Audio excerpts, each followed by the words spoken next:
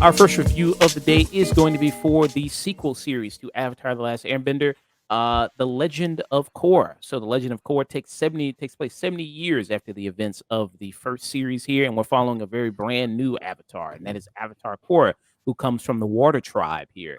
Very different circumstances that we see this Avatar as opposed to the first series we saw Avatar Aang, where in that series he was kind of dropped in the middle of a 100-year war.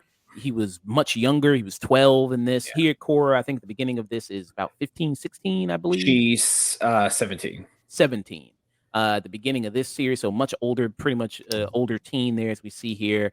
And as we see her as a younger girl, pretty much has kind of a grasp of all the elements, fire, earth, water, but the one she's having the most trouble with is air. So it's a kind of different also in that way of like part of the first Avatar series was the Avatar, Aang had to learn all the elements besides air, which he was already an air master there. So it kind of is a different story there, which I kind of like. They didn't just repeat the same thing over again of her having to learn all the other elements there.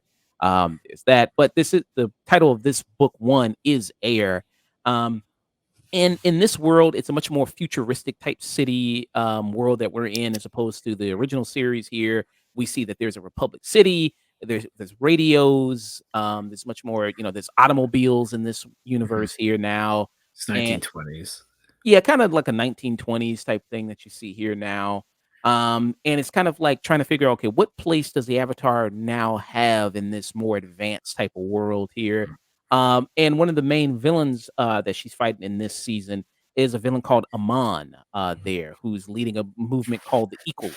The Equalist who talks about there is Bender supremacy going on in this world, that Benders, have this power and advantage over non-Benders, and they want to make things, fair for people who aren't able to do that.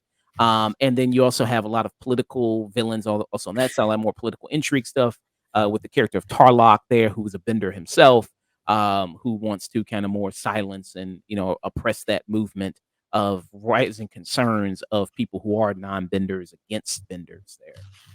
And the thing about Amon there is he has the ability to take away people's bending, which is a very, very serious threat to this world, the ability to do that. So Legend of Korra series, before I started this review, talking a little bit about it. Some people have different varying opinions on the Legend of Korra series. I wouldn't say it's as beloved as the original Avatar series there. I think there's some people really love Legend of Korra. I think it's maybe even better than the first series. Some people think are kind of mixed on it. Some people think it's kind of just meh. And some people really just don't like it outright there. So I kind of forgot a lot of stuff about Legend of Korra and like a lot of the plot beats. So it'd be interesting going back and watching all the seasons again to kind of to go back and watch it. But Mike, did you rewatch much of Legend of Korra again to refresh your memory on it, or were you already pretty much? Actually, I rewatched it fairly recently, irregardless to this, because I was doing some stuff, and then I ended up like before the Avatar: The Last Airbender live action show came out. I decided like, hey, I'll revisit some stuff of Korra, see how it is, judge it, because it's been a few years. And me and my friend Art, we actually did a podcast about it as well. We talked about like Legend of Korra. We talked more about the behind the scenes and more of the theme aspects of the series than anything else. And more so its reception, like what we thought like it really represented, like cultural wise, and like kind of comparing it to the original, like how it works both as a sequel and some of its flaws and stuff like that, but like also just the limits of the series a bit. And what do you think the limits are? Just to contain it a little bit to book one. Actually, I have something prepared for this. I got a bit for this. 70 years after the events of Avatar: The Last Airbender, the new Avatar of a new generation must deal with the greatest threat to Avatar. Sexist fans, love triangles, and day political messages that are messy in a modern context.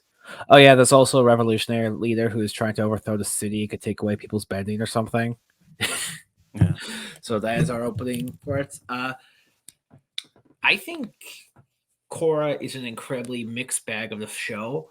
Uh, I think it does, for the most part, I think it does a very good job, like as a continuation and as a sequel. And there's so much about it I do like. But I think for me and like for, I'd say a fair amount of more level-headed people, uh, I do think Korra uh, kind of highlights the flaw or puts like presents the weaker aspects of the writer's talent forward and like shows them like what was weak in the original show is like the foreground here, and that gets a lot more attention because it's an entirely different circumstance. Yeah. However, it's not as thing as like it's kind of like the Temple of Doom. Of it's obviously not as good as the first one, but it's not nearly as bad as a lot of the fans make it out to be. Mm. Okay. So you're on the train of that. It's nowhere near as good as the first series. I say it's I would say near as good. I would say it's I say it's just not as good. Like it's a 20% downgrade. Okay. And wasn't there an issue with like the creators that they kind of split for this? Like maybe they did. Kind of. There was a because when this was going on, so was the Shyamalan movie, and well, the making of it, and apparently because of that, like there was a lot of tension between the writers there.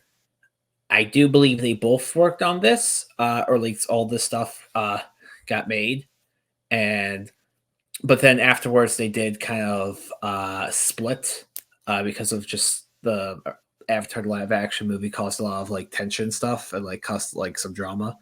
Uh, that and the Nickelodeon council, I guess, did not do them any favors whatsoever. Because originally Nickelodeon said, "Hey, we want a continuation of Avatar." They said, "Okay." Like, you're gonna do one season. It's like, okay, yeah, we can do that stuff. And then, but then when season one kind of took off, they said like, "Hey, we want more, but you can't do one overarching plot now, or like the."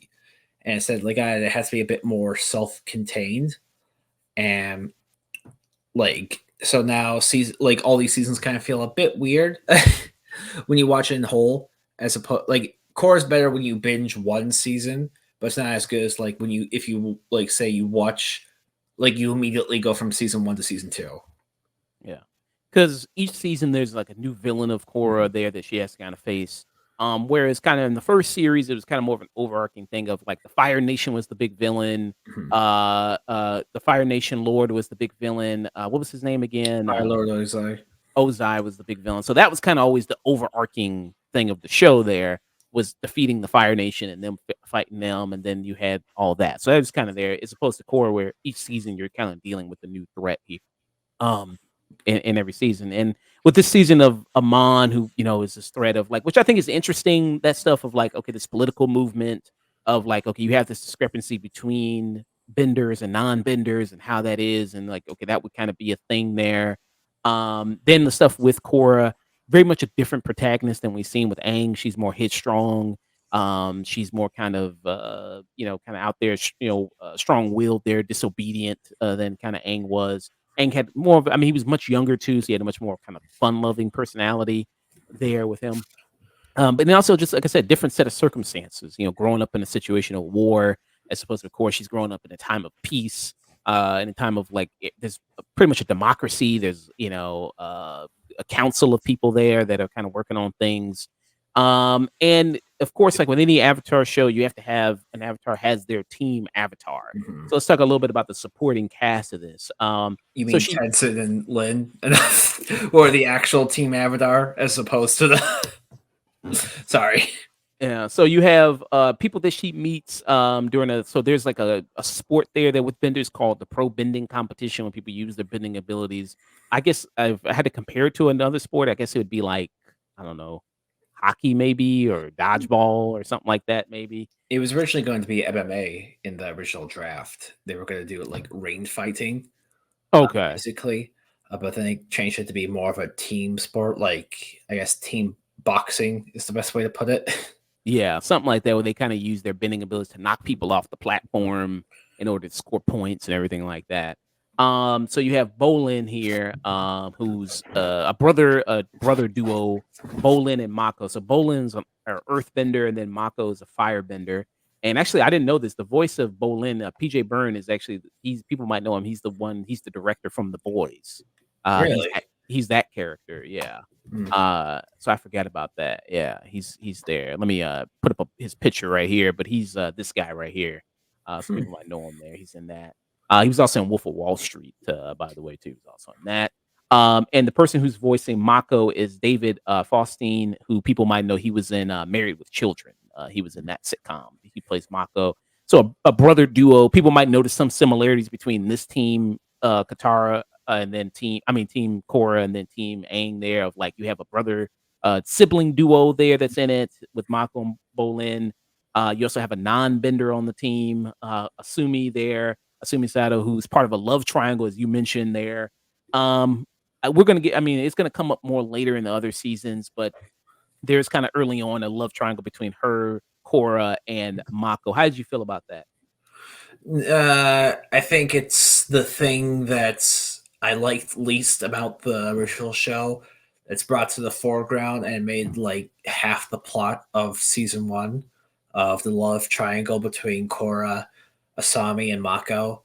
Uh, where it's just romance in Avatar has always been its weakest aspect to me of the writing, but it's so integral brought to the foreground. And while I don't think Annie and Katara were well written as a romantic pair, I do think that you do give them a bit more space because they are so young, and kind of a thing that happens with Asami, Mako, and Korra is that because they are like teenagers and like close to being adults, even by the start of season one, it's it drags, but it's also it like dives deeper into the melodrama, and there's a lot of fat on this relationship, and it just doesn't really work out in the end. And Asami kind of had like some characters kind of gets like a bit sidelined because Asami is uh like maybe the least important character in all of Team Avatar's history. Like even if you count the previous one, like she is like even less essential than like Suki, who like Suki had barely any screen time in the show. It was like mostly part of Team Avatar by a technicality. Uh, Asami's main most important aspects is the fact that like she is essentially the group's Uber. Yeah. So she's the daughter of a huge entrepreneur that we see at the beginning of this series. Yeah, Yeah, I forgot. What do you remember her father's name? I forgot. Hiroshi Sato. Hiroshi Sato there, who, he creates the whole line. I mean, he basically in this world, I guess, is the inventor of the automobile. Mhm. Basically there as we see. And she also has training. She has martial arts training there. And she has a tragic kind of backstory. Lost her mother there that we kind of learn about. Assuming so, like I said, she's the non-bender of the team. She mostly uses her wits and technology there. I forgot all the stuff that she does later on in the series, so I'm just gonna be talking about most of the stuff here in book one. But like compared to like Asaka and book in Avatar, Last Airbender, there, he did demonstrate a lot of his value to the team of being the guy that was kind of the idea man, the plan guy, there to the team. And you're saying that assuming basically you don't really think she adds much to the squad here? I don't think like the most she does. I think she kind of adds being a car. Like her most important and integral moments are in her first few episodes. But other than that, you can probably write her out of most of the show, and like probably even like the rest of the season. Because I think this also might be part of it. If Asami was actually originally planned to be a villain in the show, of Mm, like almost like a honeypot trap, and that kind of explains why she like crashed into Mako the way she did. Of like it happened so fast, so quickly, and then like, oh, we're gonna support your team, and it's a way to take down the Avatar. However, they changed it because they wanted Asami to be part of the team from the get go. But after her defeat of her father, she doesn't really do a ton of stuff that's really that plot important. or something like only she can do. Even at the very last episode where it's her destroying the items in the sub, like her destroying the tanks are actually one of the least important things because it's like of everything everyone in the group is doing, that's the least important thing because Korra and Maka are dealing with Amon. Uh, Bolin is, also doing tanks. The Iroh character is like taking down the planes, but Asami's destroying like basically the mechs that like have no one in it. Or like it's not like oh these mechs are gonna get out into the streets. It's just like oh there's some mechs here. Asami's destroying those, but like then she has a altercation with her father, which does result in some good emotional moments in the capture of her father. But if her father got away, he doesn't really do anything else like as a threat for the rest of the series. And there's no real indication that if he really got out, something bad would happen in that season. So Yeah.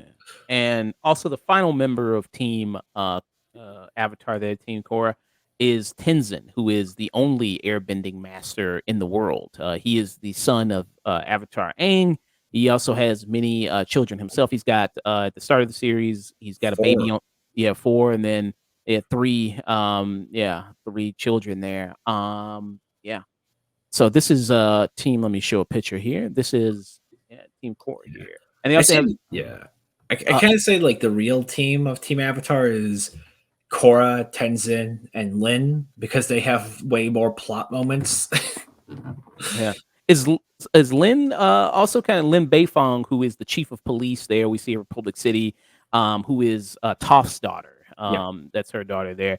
Is she kind of also like in a Suki kind of role for the fan base, where she's kind of unofficially Team Avatar? No, I'd say she's more officially Team Avatar uh, than anything else because she's there from like episode 1, and like, but throughout it, she's very important to the show and has like more episodes and plot points revolved around her, Mm, and has her bigger moments in like family drama. And they have the past of like Lin and Tenzin dated before Tenzin got with a girl that was 15 years younger than him. People wow. forget about that lore. Like Tenzin's wife Penma is like she was in her early 20s when Tenzin was like in his 30s. So that's a Mm. bit weird. Oh, okay. I didn't. Yeah, I forgot about that. Yeah. But you brought up the point. Yeah, they dated at one point. I mean, even his kids know about it because his kids say, "Stay away from my dad's ex girlfriend." There, which was I thought a funny moment there.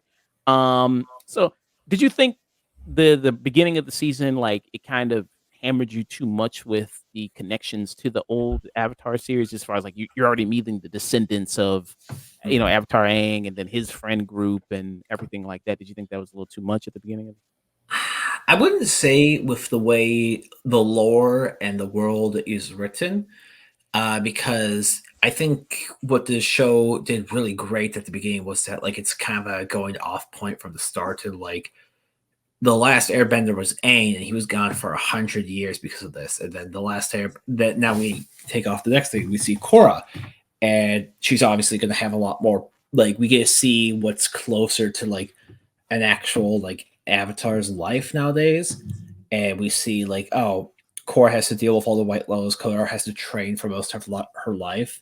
And so I think the idea of her being Tenzin at least like being very close with Korra and like wanting to teach her more on the spiritual side was I think that was actually like a brilliant on their hand. Uh, I do think later on with the returning cast, it becomes less interesting with every returning member, like Zuka, like with Toph and Katara, but that's more of a later seasons problem. Yeah, and Katara we see at the beginning of this series where she is part of the White Lotus. She is one of the people that does train Mhm. Korra. They're helping with water healing. There that so she is part of that organization. And we are going to see other kind of Avatar characters from the original series pop up here as well. And we do see even another descendant. We also see General Iroh, who is Yeah. the grandson of Zuko Mhm. in this series. So we see him in this book one there. But we realize that in this show that Aang had 3 children. He had Bumi, he had Tenzin, and then he had, Kaya. Yeah. Kaya there. He had the 3 children there, in there. So with this book 1, so what are your kinda your biggest issues here with book 1, and what do you think are the biggest strengths? I think, well, for one, if I just want to start positive, I think one of its biggest strength is both its main character and how the changes it implements from uh, the original show. Because I think a lot of the change and different stuff they do is very smart because now we see okay, so the original Avatar took place in more of a late kind of mid to late 18ish hundreds fantasy Asian place, but because they had stuff like firebending and earthbending, and they already had like almost like a pseudo steampunk technology with their tanks and with their giant drills and even like some of their airships.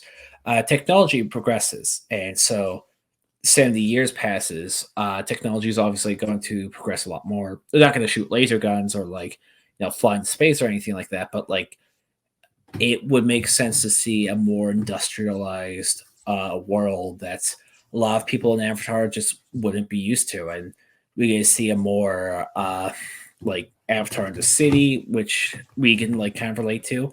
I think that was really brilliant. Uh, the music is, I actually believe this music has a stronger base in its like its origins of how it was made compared to the original show. Because the original show it had like music that would kind of represent the culture and stuff like that. But like for the most part, they had like a lot of filler music as well as like a lot of the music for the cultures kind of can be used either or.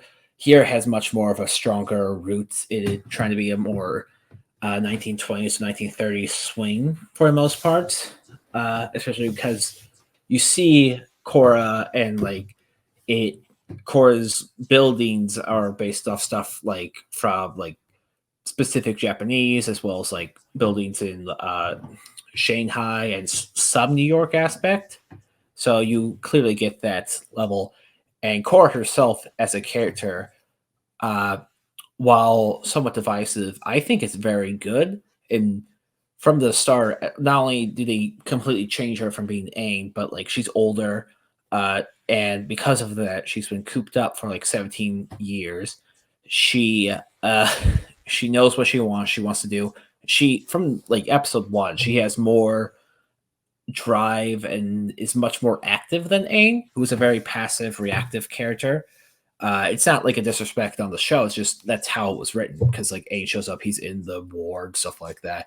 Korra's more at the semi time of peace. It's like, what does Korra want? What are her goals? What are her interests? And we get to see Korra have more internal struggle, and that's not because like Korra has mastered the physical element of bending so far.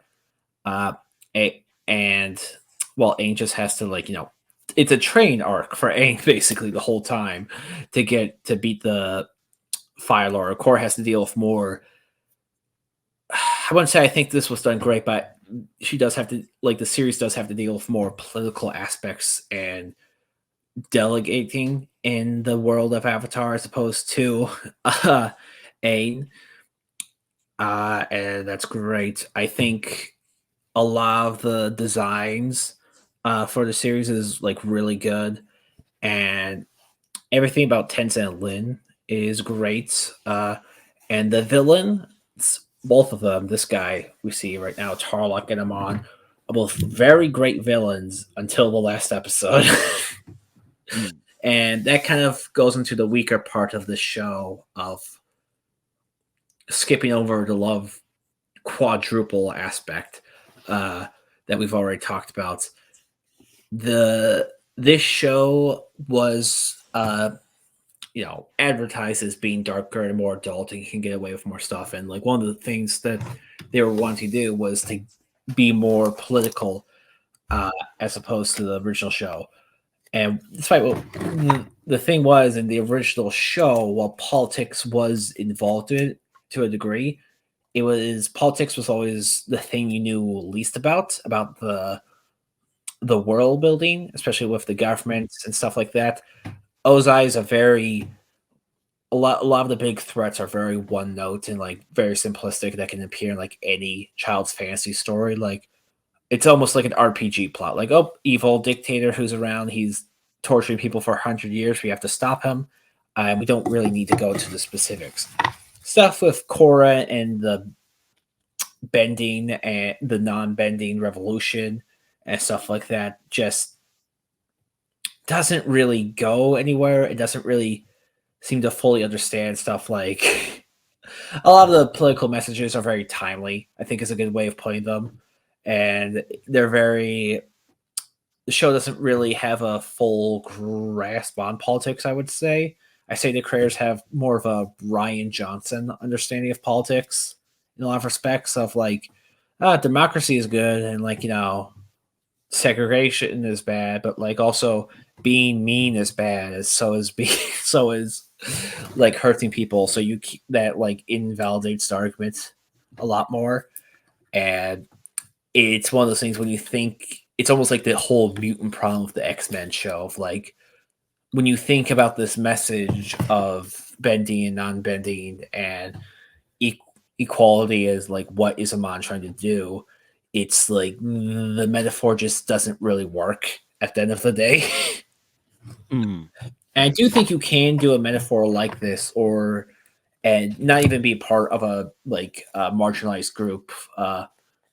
Very, very, very minor spoilers for One Piece Fishman's arc. But the thing is, in that, that is a whole metaphor as well for both slavery and racism in America and stuff like that. However, it's not.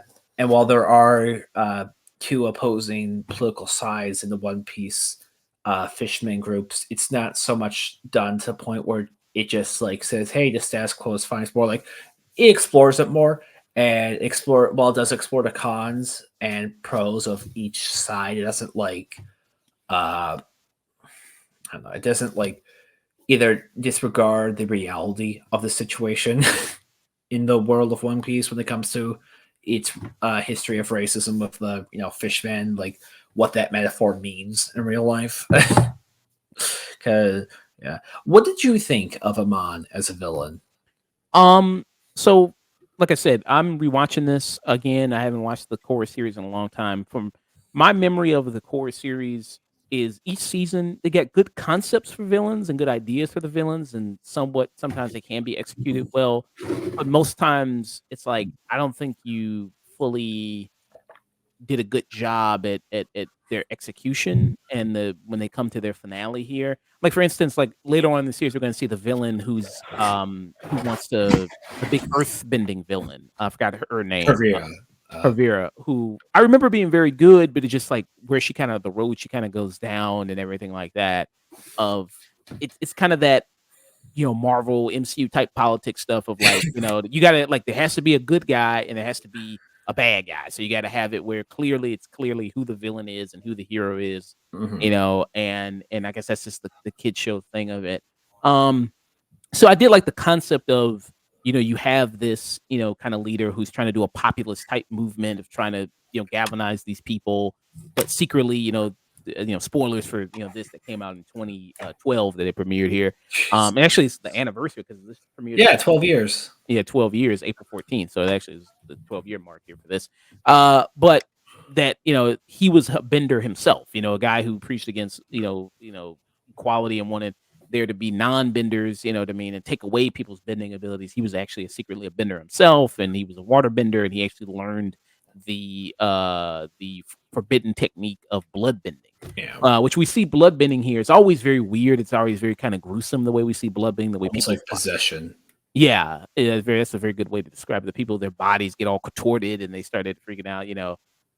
So you do see that. So they were driven. You learn the whole backstory that his brother is actually Tarlok, who's the other kind of villain that we see in this, and that they were raised by their father, who was we see through flashbacks was someone that Aang took away his bending, and he was like this evil bloodbender, and he raised his sons to kind of get vengeance for him and get revenge on people and the Avatar for taking away his bending. So I like the kind of the ideas of Amon. I like kind of the stuff there. I just don't think it was executed very well. Yeah, I think it's both. If you want this as a more like racial metaphor, which is going for, it's one of those things of like, if we go to like the 20s when it comes to the protests or anything like that, or even like 60s or 50s, whatever, it's like the two things. It's like, well, there were like, people of privilege and status who were like white people who were like civil rights leaders and stuff like that, but it's not like you would throw water on them and then it's like revealed that they're secretly black and everyone just abandons them. Or Right. Yeah, that's the thing is like, I mean, there are discrepancies in yeah, society far as there and like that would be something that, of if benders are getting like the special treatment or privilege there, Carl, yeah, and then against non-benders who, yeah, they do have the power to really do that. And they do kind of touch on that with the Tarlock situation of he is doing what Amon says that benders do. There's that scene where they're kicking a bunch of people like, yeah. oh no, they're breaking up a protest and they're arresting. Yeah, well, it wasn't even a protest. They were just they turned off all the power Yeah, in the neighborhood, and then when they came out, they're like, "Oh, we're arresting everyone." I thought Tarlok was actually a very good villain for the series. Who, as I got older, I found very fascinating for the most part. Of like, Tarlok got elected and stuff like that, and you get to see his more. He has the same power Amon has of bloodbending, but the thing is, his power comes from the judicial system and just how he's able to kind of exploit political loopholes and like already use the status quo for his benefit for the most part. I think that could have been more effective, or if they potentially even like just kept him on, but like gave him like the legit backstory of like a farmer whose face was burned and like learn this like more mystic element.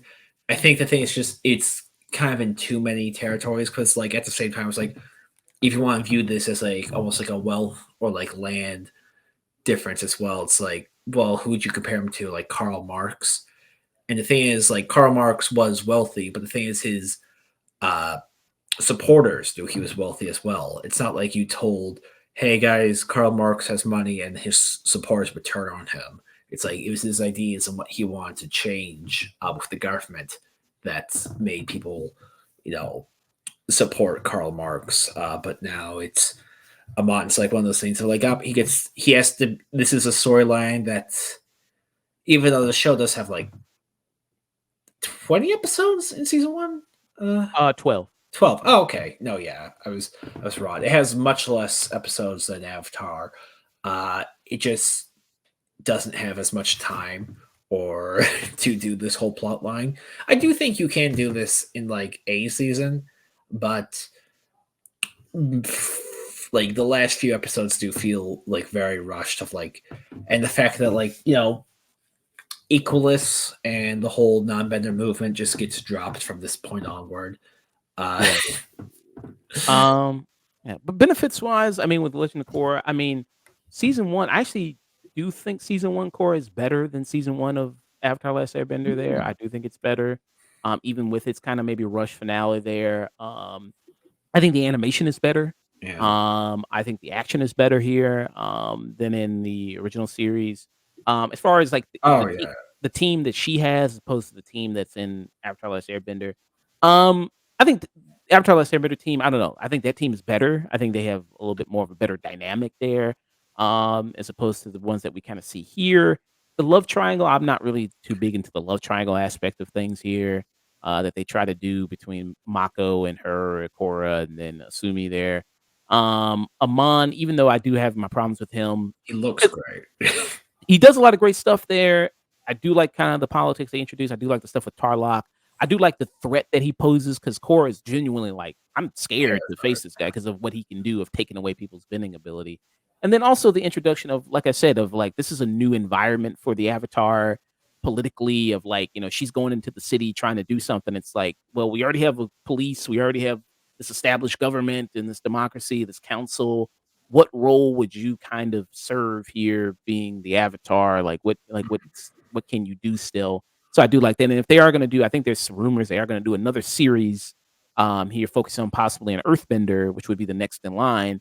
That would be even further in the future. So it's like, okay, what more of a role would the Avatar be even further into like a future here. If this is the 20s, let's say if they go another, depending on how long Korra lives, that means it'd be more modern day, like 90s to early 2000s, maybe. Uh, No, I can't deal with that. I can't deal with early 2000s Avatar. I don't know if that's what they're maybe going. If they do that, if she, if that kind of pushes out to that long. So I do think this is somewhat a stronger season one because a lot of Avatar Last Airbender season one is like it does set up a lot of the Fire Nation stuff and their control over the environment, and then they do bring back characters later on that do play an importance. But I think as a season one, I think this is because it's more contained, it's more geared towards one thing and establishing something.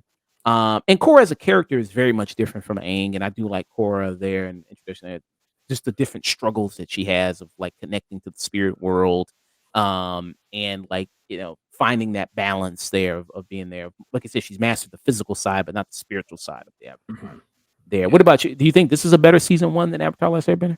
I think it's kind of tough to think about now because this was almost written to be like if they didn't get a whole series, like this would just be it. Uh, so I think as a full thing, it's more self-contained, and I had kind of more fun with it. Like if I just had both season one of Avatar: The Last Airbender and season one of Korra, I'd probably go season one of Korra. But season one of Avatar does read the stuff better, so Yeah. it's kind of hard to put that into perspective and stuff like that. Uh, I do like. I am always a fan whenever a show has like each season's like their own self-contained thing and stuff like that, and like yeah, I would love a more episodic series from Avatar of like up. Then we see or like an anthology series with just different avatars in general instead of making everything like it's trying to make it interconnected of like multiple seasons. Um, but yeah, it's a kind of a tough thing to think about. Yeah, I can't, there's a lot of strengths to the series, but like at the same time, there's always like whatever you say that like talk about like a praise you have. Like I feel like you can also like anytime you have a praise, you can see like, well, but because of this, blah blah blah, I didn't like that. That was integrated with it, or like this thing that came next, I wasn't a huge fan of. So it's definitely a more choppy series and stuff like that. I do think of the original Avatar show as like more of a lightning in the bottle kind of show.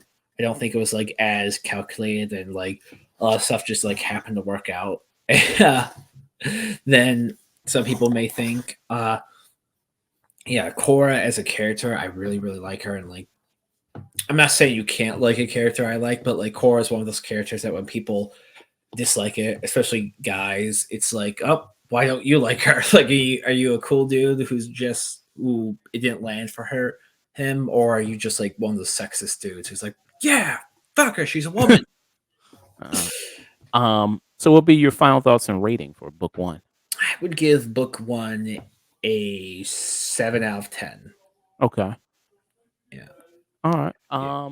Yeah, I'm about that. I'd give it kind of maybe 7.5, Mhm. maybe. I'm about where you're at. I think also compare it overall in the series, I would say book one is probably the second best in my opinion. Okay. I have to rewatch all of them and see. Oh And yeah, when we do the final book, we're gonna rank them yeah, of all course. when we do that. But yeah, so I'd give it like a tune in for Mhm. me. I think it's a Okay. solid Tune season. in. That Uh, yeah, that's what I would give it. yeah, I think it's a solid season of television here.